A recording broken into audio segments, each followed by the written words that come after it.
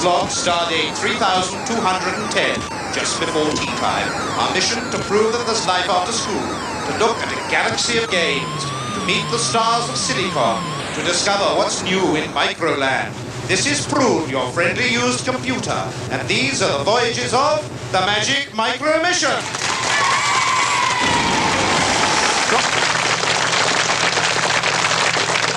Drop.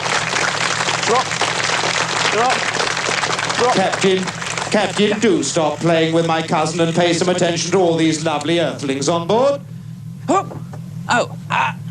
Hi there, everyone. Welcome to the Magic Micro Mission. You're probably wondering why I'm speaking in such a funny voice and moving like a moron. It's quite... Actually, that was a clue to this mission, and for some more clues, over to Egghead. Did you know that domestic robots already exist that can clean your house, serve you cups of tea, and mow your lawn? More later. And the crew on this mission include robots from one of the most painful primaries in Britain, Muchbirch Primary School from Herefordshire. Excuse me, Joe. By Chip, your peripherals look good today. Oh, thank you. There are two more Silicon superstars waiting to be beamed on board. They're Leicester and England cricketer David Gower and magic music maker John Walters.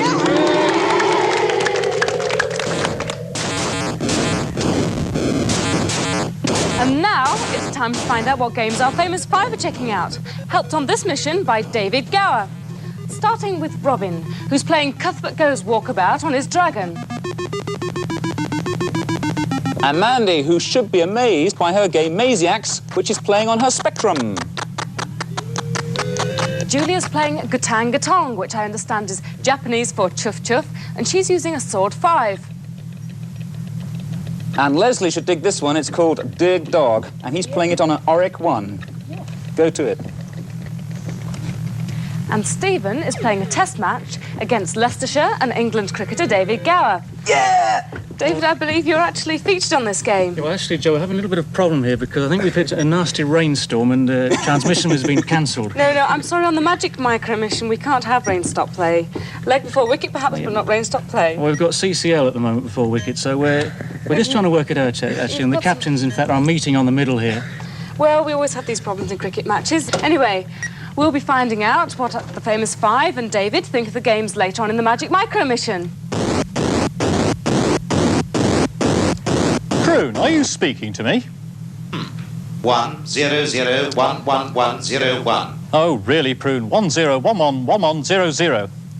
I'm afraid Prune's being a little bit awkward today. He insists on talking to me in machine code. There was a time when everyone had to talk to or program computers in that kind of language.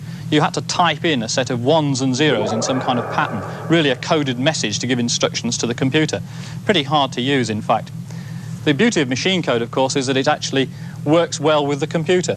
And the reason why the computer uses noughts and ones is because it only has two states. The transistors are either switched on or off, and the memory cells are either full or empty, so it's natural to use noughts and ones. In fact, machine code is the language that reaches the electronic parts that other languages like English can't reach. The trouble with machine code is that it's hard to use, you easily create errors, and of course it's quite difficult to write long programs. So nowadays people like to use high-level languages like BASIC. It's a bit more like English. And BASIC, in fact, was invented in 1965, and it stands for Beginner's All-Purpose Symbolic Instruction Code. Now, to use BASIC, your computer must have a special machine code program running inside it which interprets your basic statements into the machine code language that the computer understands. And this is quite a slow and tedious process, although you don't really notice it. But of course, as a result of this translation by the interpreter, the basic programs tend to run about 100 times slower than machine code. So if you want fast action like you want in a Space Invaders game, it's much better to use machine code. Now, of course, there are lots of other languages apart from BASIC. There's Fortran for scientists, there's COBOL for businessmen, and the language to look out for is Prolog. Sorry, Baldy, but I must interrupt. Joe seems to be talking to one of my distant cousins. Oh, log off, Prune. I've not finished yet. Charming. Oh, very well. Logging off. Hello, who are you? Hello, my name is Hero. Hello, Hero. Listen, I don't know much about robots. I wonder if you could tell me how you function. I I have a brain, just like you do. But my brain is a computer. My owner programs my computer for me, and I always do as I'm programmed. You sound like a very friendly computer to me. I think you are cute. Give me a hug. Robots need love too.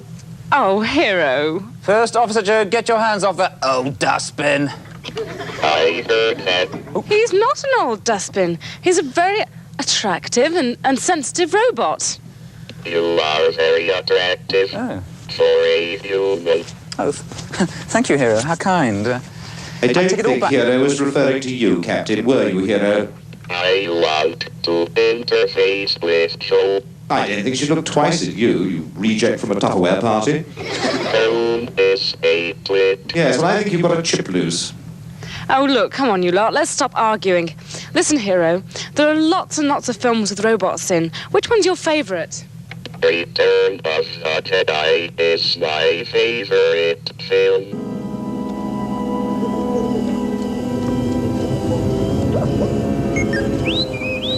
Artu, are you sure this is the right place?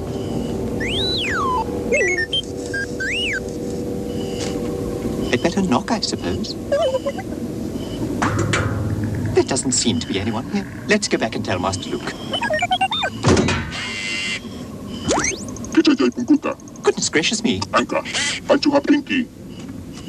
Artu Detoa. Haku. Manani Kichu. Bo say three pay oa. Zinaiki. A tuta Unituda. Mishka Jabaduhat. Kuchu. Wanki. My Picasso.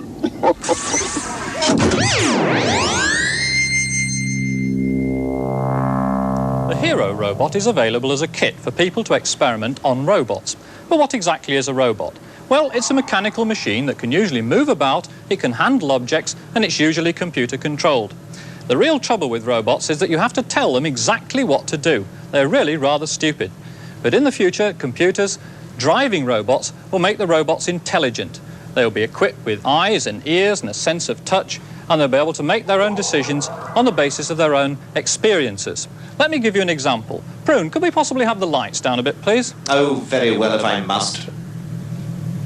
Well, I've got this computer here hooked up into Prune's innards. Prune said he'd been feeling a little bit out of sorts today, as you probably noticed, complaining of bites and nibbles in his operating system, and you can see why. He's caught a little bug stuck there in his circuits. What I've done is programmed an intelligent robot to move around and catch that bug. This robot can move, but it can't see. All it can do is sense the heat that's actually coming from the bug. The strategy of this robot is to move in a straight line just so long as the heat is getting stronger. If, on the other hand, the heat gets weaker, the robot slows down, hunts about a bit, until the heat gets stronger again. And it continues doing this until it's actually tracked something down. Now, it looks rather like intelligent behaviour here. It looks like it's actually seeing with eyes, but it's just using that very simple strategy. And you can see he's now well on his way to killing the bug in poor old Prune. There we go. And with a quick reset, Prune's circuits are fully restored, and we put away our intelligent robot. This is Egghead logging off. Ah, I feel much better now.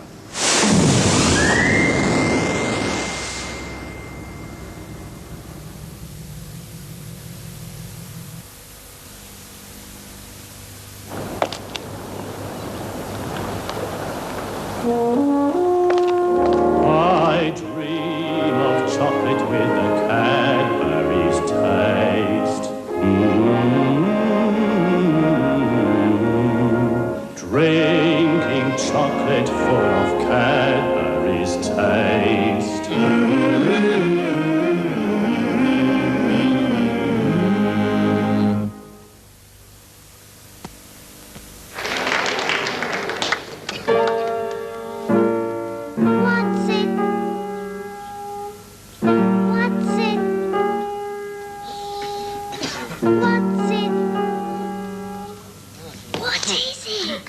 What's-its, the light cheesy snack from Golden Wonder. It's what a snack's all about.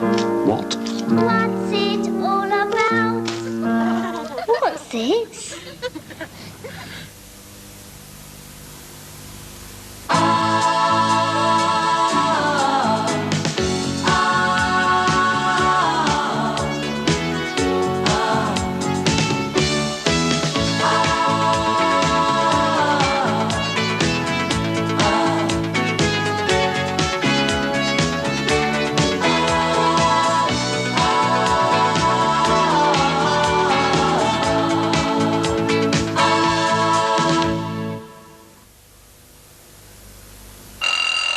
first thing in the morning when it's time to go to school. Call the Weetabix. Yeah! A proper start is needed here. So back some school, you! Make it Weetabix.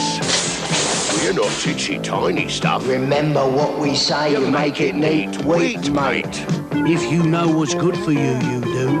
Okay. The Weetabix. If you know what's good for you. Okay.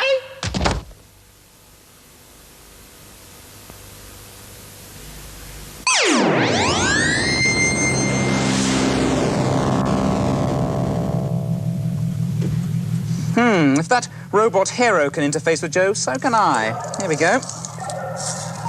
Hello, Joe. I am also a robot.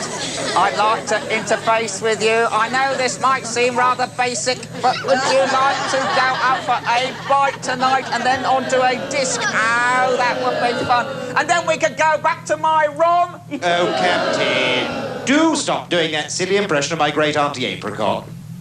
Don't wind me up, Prune. Hey, do you know, I've often wondered what Prune stood for, and now I know. Pointless, rusty, unprogrammable math equipment. Nonsense, it stands for perfect, reasonable, understandable, nice, and exciting.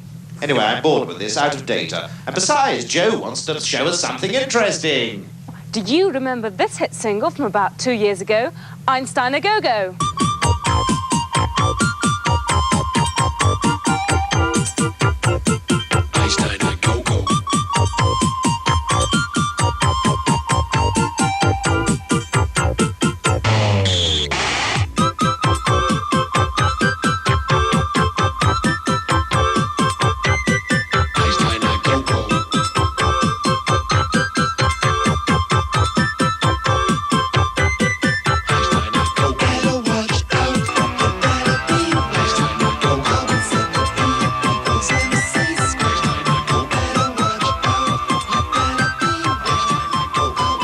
Hello, John. Hi Welcome there. to the Magic Micro Thank mission. you. That video was just fantastic. Now, you used some very interesting instruments on that, didn't you? That's correct, yes.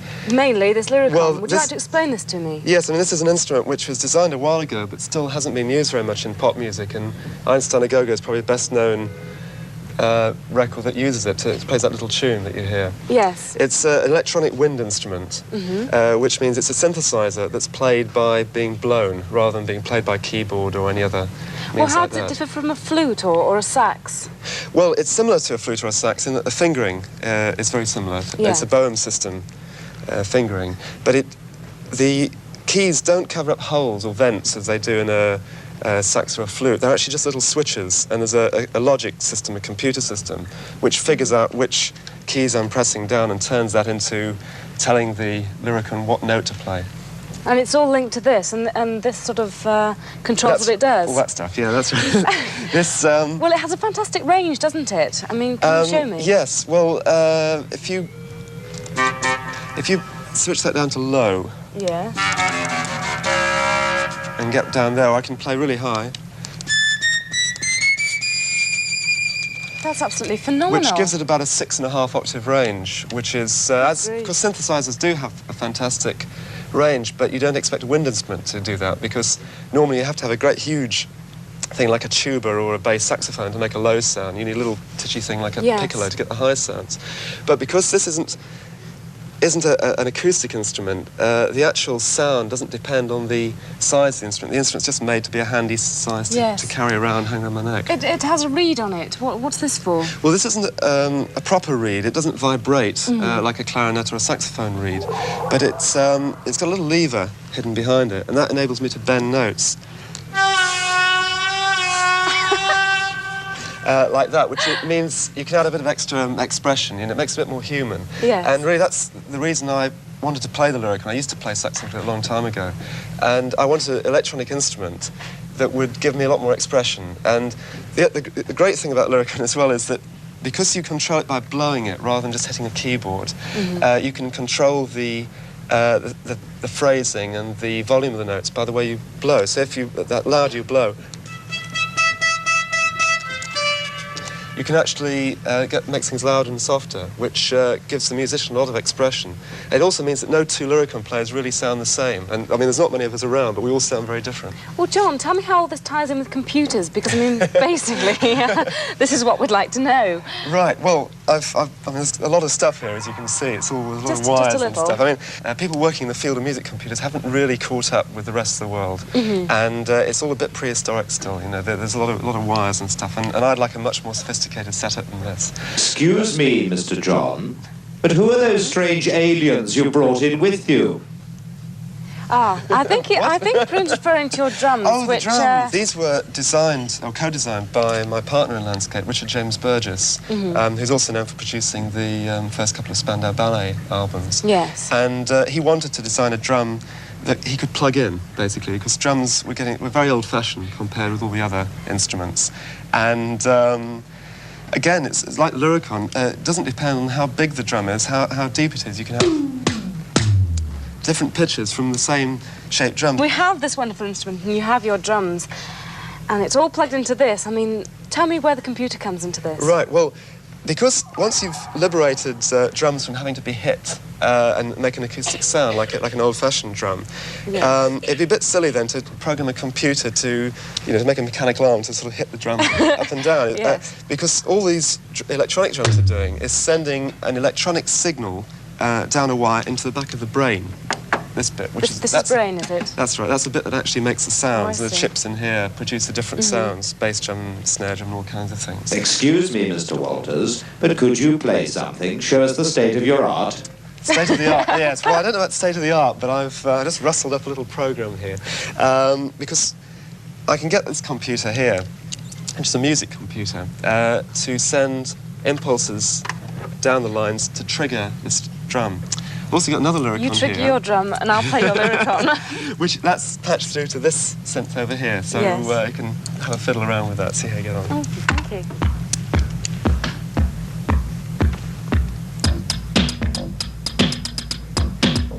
So you just have to blow very gently and it'll come out.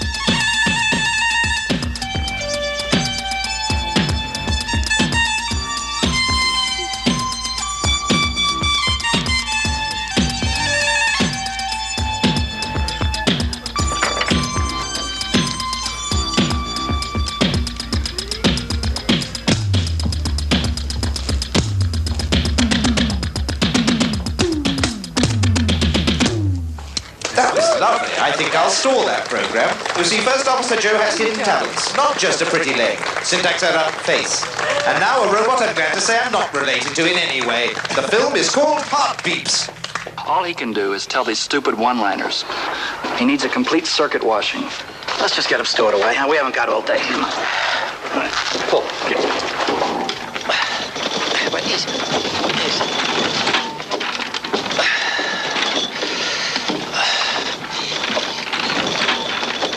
Did you two jokers hear about the guy who was killed by a weasel? Okay.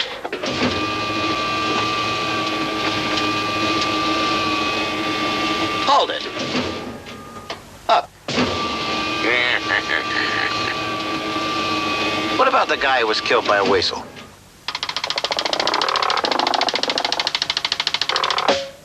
He was sitting on a railroad track, and the train came along, and he didn't hear the weasel. Down.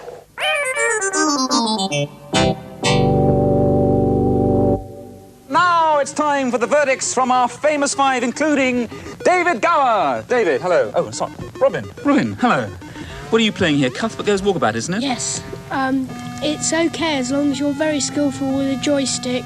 You've got sort of ants which are trying to eat you all the time. Sounds nice. And you're on a grid and you have to sort of paint out the grid where you walk. A red line appears. Right. When you form a red line round a box, it turns yellow, and when you've turned the whole grid yellow, you go on to the next grid. You've been eaten? Oh. Ha-ha. How many would you give it out of 5, then? 3, I think. 3 out of 5 for Cuthbert Goes Walkabout. Mandy, you've been playing Maziacs. What do you think of it? It's very good. I like it. What do you have to do? Well, you go around a maze and picking up food for energy, which is strawberries. You Yes. pick up swords to kill the spiders. Ah, the spiders. Do Yeah. the spiders chase you, or do you just come across them and... No, they chase you and kill you Oh, if you haven't that's got a sword. Not very friendly, but you can actually kill them with the sword. Yeah, and also have an overall view of the enlarged maze. Oh, I see, so you can see everything. Yeah. Well, what do you think of the game, then? How many marks do you give it out of 5? 4 out of 5. 4 out of 5. And Julia here has been playing Gatang Gatong. What's it like, Julia? It's all right, but you've got to know how to play it, and How do you play? What's that thing? That's a train, isn't it? yeah. What's And the when object? you come up to these, yeah, What are they? Stations or something? Or yeah, and when you pass them, it comes across, and sometimes Whoops. you have to move it like that. So you've got to get the rail in there to Yeah. keep the train on the track, as it were. Yeah, now I've got stuck. Do you think it's good? Good game? Yes. Would you buy it? I don't know really. I suppose I would. And how many would you give it out of 5? 4. 4 out of 5. That's a pretty good score. 4 out of 5. Woo! Leslie, I can see you playing Dig Dog. Can you tell me what you're trying to do here? I can see you trying to get the bones, but these little things keep coming up from the bottom and trying to get you. Well, the basic idea is you walk along, find a space to dig, try and eat your bones, but you got these rats coming up. If Yeah. you're in the white and the rats get you, you're dead. If you're in the white and the rats get you? If you're white, like Oh, is yes. there, but if you see, I got killed there. Oh, but I if I see. was gold, went to gold, I'd have been all right. I'd have been able to eat them. Is there only one screen on this, or does it go higher? It goes to. It's only one screen, and that the bones are placed different places, and it says that it's the next garden. Oh, I see. Well, it's very colourful, and I like the soundtrack on it. What do you think of it? I think it's all right. The graphics are pretty good. I like the way the dog runs and that. Mm-hmm. Makes nice sounds as well. Well, how many marks do you give it out of 5 then, Leslie? I think I'll give it 4. Oh, another 4 marks out of 5. And talking about scores, here's Test Match with our Silicon Superstar. Well, my commission are about 69 for 5 at the moment, making fairly heavy weather of this England attack. I It haven't looks like batted you yet. and, you and Joe are in at the moment. We're Joe 4 in. not out. Oh, I'm in. Facing I me don't in know both what of I'm them at the doing. moment. So it seems, hang on. Let's see how this works. Well, it's very much question-making decisions here. I hope not. Oh, it does take a long time, Just a 4. doesn't it? It is authentic in as much as it seems to be taking up a fair bit of time, and the field is great. Do you think Prune could supply us with tea? Well, I think it's essential. I think the next Not player's until break is after coming I've up soon. batted. I'm expecting to score a century. I usually do. Ah, Does that mean I'm not out? you're still not at 11. What's my star? That means you're probably batting, I think. Actually, you're on at the moment. Can't you see How this awful. elegant figure down here? Batting Doesn't look like left-handed. me. We could sit here all day and watch the game, I suppose, but I mean, we have to give a verdict on this. How many marks do we give it out of 5? Stephen. Both of you, you're out of Stephen, you first. I give it 2 because it's dead boring, if you ask 2 for dead boring. Come on, right? David, it's your game. David, come How on. many? I'll give it 3 because I've got to be loyal to the game of cricket. Yeah, yes. All right. Well, there we go. Prune's just in. So, Prune's in now. No, yeah. Ah, now you'll see something good. Oh, yes, look, he's got to run. Oh, is it? I'm afraid Excuse me, John Walters, could you get out of my cockpit, please? Don't touch! Oh, it really gets on my chips when these wretched Silicon Superstars insist on playing with this ship. Oh, no, now what's happened? I'm crashed, I'm out of data.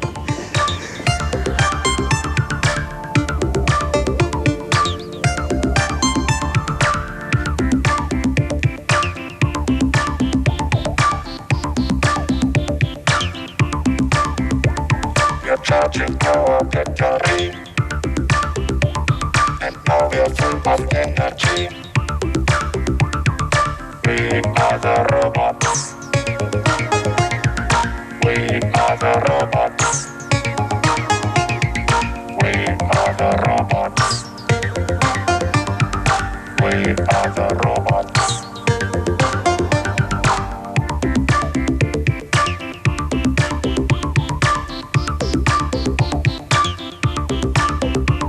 We're functioning automatic, and we are dancing mechanic. We are the robots. We are the robots. We are the robots.